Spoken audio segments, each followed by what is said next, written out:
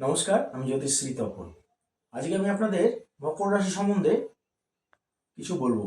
মকর রাশি, শনি কুম্ভ রাশি থেকে মীন রাশিতে যখন প্রবেশ করবে, অর্থাৎ 29শে মার্চ 15ই চৈত্র রাত্রি 9:44 গমন করবে মীন রাশিতে, তখন মকর রাশির সাড়ে সাতির সমাপ্তি ঘটবে। অর্থাৎ মকর রাশির শুভ ফল পাবে মকর রাশির জাতক জাতিকারা। এই মকর রাশির তৃতীয়ায় শনি যাবে এবং রাহু যখন সঞ্চার হবে এরপরে, তখন রাহু দ্বিতীয়ায় আসবে এবং কেতু অষ্টমে থাকবে মকর রাশি। অর্থাৎ রাহু কুম্ভে আসবে এবং কেতু আপনার সিংহ রাশিতে গমন করবে। সেই সময় কথা বলছেন, সেই সময় মকর রাশি অষ্টম হচ্ছে কেতু এবং দ্বিতীয় হচ্ছে রাহু। এই সময়ে মকর রাশি জাতক জাতিকাকে প্রচুর অর্থ দেবে, ফাটকা উপার্জন দেবে। সেটা ব্যবসার ক্ষেত্রে হোক, যে কোনো অন্য কোনো প্রফেশনে হোক, যে কোনো প্রফেশনে দেবে। এবং তৃতীয়ায় শনি, শনি কিন্তু ব্যবসা বাণিজ্য বলুন, যে কোনো প্রফেশনে কিন্তু যোগাযোগগুলো করিয়ে দেবে। শনি তৃতীয়ায় থাকলে যোগাযোগ করিয়ে দেবে। সুতরাং মকর রাশির সর্বসাক্ষেপে সময়টা খারাপ যাবে না, ভালোই যাবে সাড়ে সাতি সমাপ্তি হওয়ার পরে। এই মকর রাশির যেহেতু তৃতীয়ায় শনি থাকবে এবং অষ্টমে কেতু থাকবে, দ্বিতীয়ায় রাহু থাকবে, যেমন যোগাযোগ দেবে, ফাটকা উপার্জন দেবে, তেমন কিন্তু যেহেতু অষ্টমে কেতু থাকবে, শারীরিক সমস্যা কিন্তু ক্রিয়েট করা হবে। শারীরিক সমস্যাগুলো কেমন সমস্যা, ভিতরে কোনো ইন্টারনাল সমস্যাগুলো দেবে। সুতরাং সেই টাইমে আপনাদের যে কোনো ভালো ডাক্তারের সঙ্গে পরামর্শ করে নিতে হবে, প্রয়োজনে ভালোভাবে ট্রিটমেন্টটা করাতে হবে। অর্থাৎ মকর রাশির সব কিছুই কিন্তু ভালো যাবে, কিন্তু অষ্টমে কেতুটা থাকা যখন আসবে, যখন সঞ্চয় হবে, তখন কিন্তু কেতুটা একটু ডিস্টারবেন্স করবে। যেমন পয়সা দেবে, তেমন এই ডিস্টারবেন্সগুলো করবে। সুতরাং মকর রাশির আপনার সব কিছু মোটামুটি খারাপ যাবে না, ভালোই যাবে। সব খারাপ কোনো কিছুই যাবে না, ভালোই যাবে। সুতরাং মকর রাশির এখন পঞ্চমে বৃহস্পতি আছে বৃষ রাশির ঘরে। এরপর বৃহস্পতি মিথুন রাশিতে গমন করবে, ষষ্ঠে গমন করবে।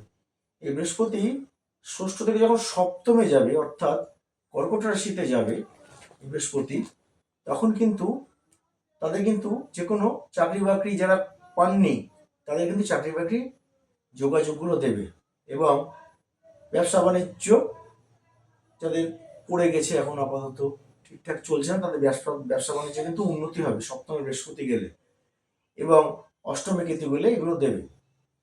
সুতরাং আপনাদের সপ্তমে যেমন বৃহস্পতি ব্যবসা বাণিজ্য দেবে কিংবা যে কোনো শুভ ফল দেবে, সেই টাইমে কিন্তু মকর রাশি জাতক বা জাতিকাদের যাদের বিবাহ হয়নি, তাদের কিন্তু বিবাহের যোগাযোগ দেবে এবং ওই সময়টায় কিন্তু তাদের বিবাহ করাটা ঠিক হবে, সপ্তমে যখন বৃহস্পতি কর্কটে যাবে মকর রাশির।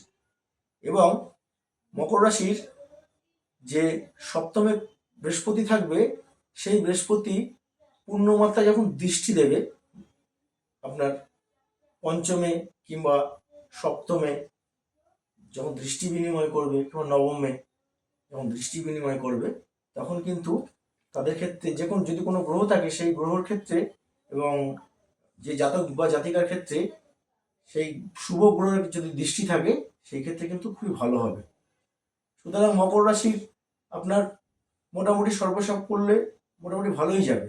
কিন্তু তার ভিতরে একটা বিষয় আছে, বিষয়টা হচ্ছে দেখা গেলো কোনো জাতক বা জাতিকার দশা অন্তর্দশা খারাপ চলছে, জন্মছকে দেখা গেলো সেই টাইমটা দশা অন্তর্দশা খারাপ চলছে, সেই ক্ষেত্রে কিন্তু সেই জাতক বা জাতিকা কিন্তু পুরো রেজাল্ট পাবে না। গোচরে কিন্তু আপনার অবস্থান ভালোই থাকবে, কিন্তু এই দশা অন্তর্দশা যদি খারাপ যায় কিংবা শনি যদি খারাপ পজিশনে থাকে,